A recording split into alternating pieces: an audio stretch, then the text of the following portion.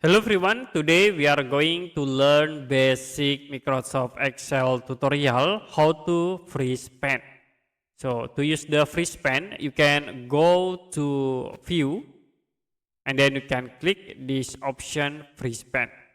You can click freeze pen to top row, click in it. We show freeze pen in top row. You can scroll up, scroll down like this.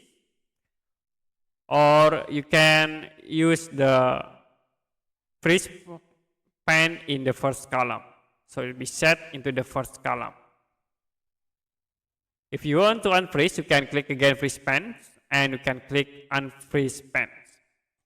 Another option, if you want to freeze pens like in the row 7, you can click in the row 8. And the next you can click freeze pen, click this freeze pen option. So to be create freeze pen in the row 7 and the column A. Okay, you can move like this. If you unfreeze, you can click again and then click unfreeze pen. Okay, that's it for basic Microsoft Excel tutorial how to freeze pen.